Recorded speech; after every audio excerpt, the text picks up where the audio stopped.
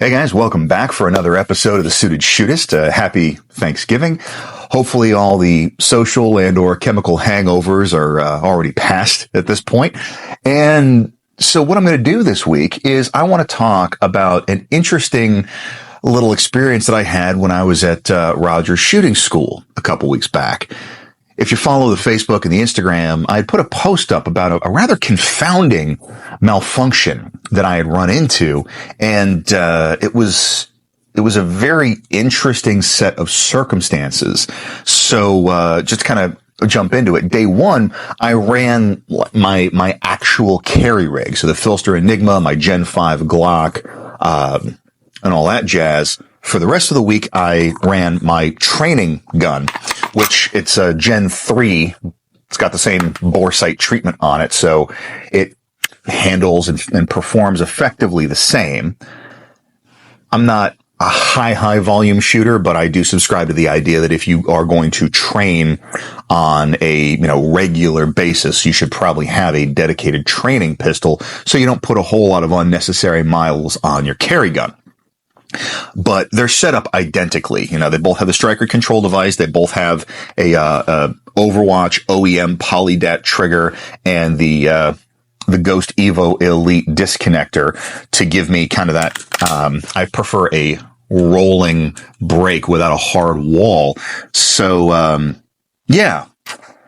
But for whatever reason, over the course of the week, my slide was locking open with a partially full magazine. Now, the first kind of diagnosis there is, well, you were probably just riding the slide stop, which is a distinct possibility, especially given the fact that I tried two. This is the Glock 34 OEM, extended slide release, and I also had a Vickers that I was running, but it was happening with both.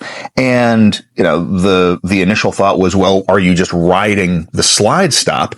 And with my grip, the way that I have it set up, it's kind of hard to see, but the little kind of empty space here in my support hand thumb, there's not really a chance for that to happen with a two-handed grip. And here's the thing. I know that wasn't the case because it was happening whether I was shooting strong hand and I lock my thumb down well away from the slide stop. And just to be doubly sure that wasn't the case, it was happening when I was doing my support hand shooting as well. And there is absolutely no set of circumstances where when I'm in the firing cycle that I'm able to interfere with the slide stop at all. So, some people would say, oh, well, it's because you put aftermarket parts on the gun. Kinda, but not really, because all of the relevant interacting parts here are still factory. The Overwatch trigger uses an OEM trigger bar. The 34 slide stop is quite literally factory. And to the best of my knowledge, the Tango Down Vickers slide stop is not known for causing any kind of issues. So, yes, typically speaking, Glocks start acting funny once you start doing weird aftermarket stuff to them. But it really seemed like there was just this weird little gremlin that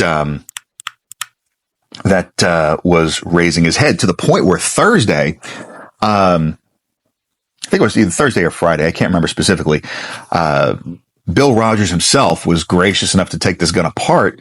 And one of the things that he thought was it could have been just because this particular 34 slide stop has some mileage on it.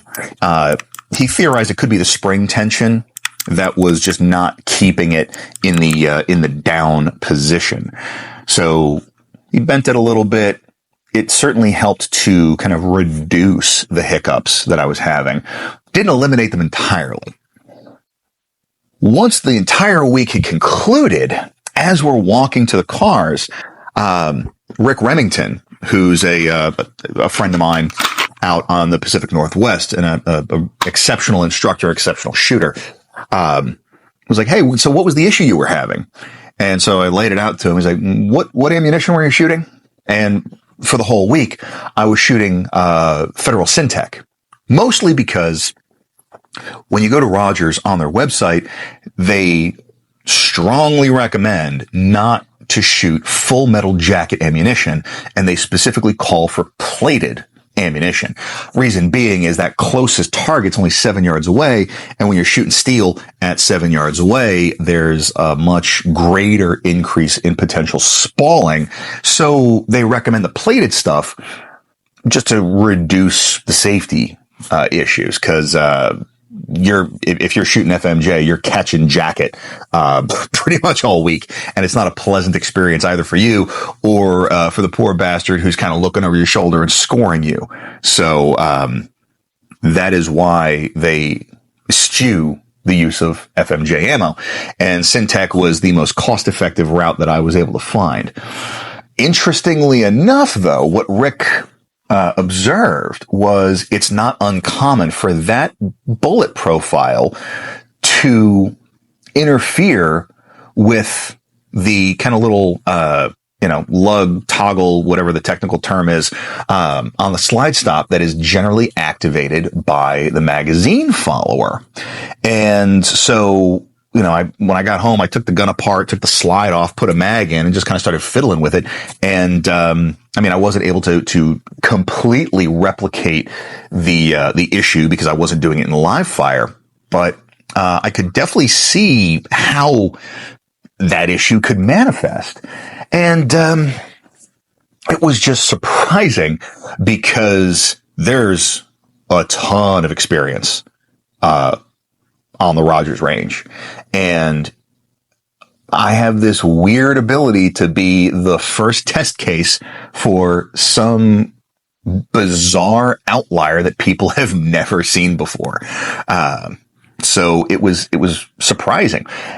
And kind of the moral of the story here is, even with a high quality pistol, with high quality upgrades, and high quality ammunition, sometimes shit just doesn't get along. And this was doubly surprising because I had run 200 rounds of the Syntech through my pistol in the Steel Challenge matches that I shot, kind of spooling up for the class, and I didn't have the issue.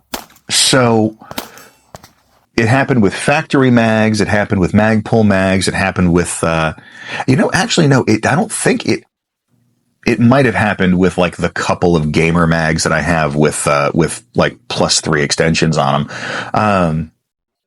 So there wasn't like a single offending part that we could really point to as the problem. It just seems like this series of pistols doesn't super get along with that profile of ammunition. And the point of that is everything is going to have a problem at some point.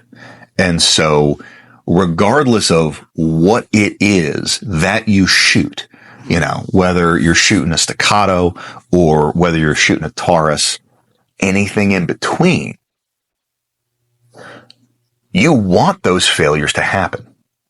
You want to see where things just start not getting along. And it seems like this is kind of a bit of a lost concept a little bit because, when you talk to the old guard, it was not uncommon to basically kind of have to go through a dating process with a new pistol to find the ammunition that it liked. And, really the only firearm that you hear people talk about this regularly anymore is, either real, like precision long distance shooting or shotguns. When it comes to defensive handguns though, we've kind of gotten spoiled, and it's just, we expect everything to be plug and play right out of the box. And there's nothing wrong with that. And, the fact that that's kind of become the consumer expectation is great. But,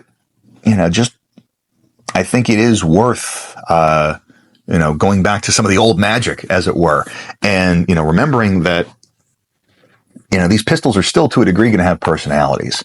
And so it's worth finding where the failure points are so that it's not a surprise. Cause, Otherwise, if the first time that you find out that certain things aren't compatible is, when you actually have to employ it for real, a little bit less ideal than, looking kind of foolish on a string of a test. So, I want to hear down in the comments, what has been like the weirdest or most confounding malfunction that you have run into in your pistol training?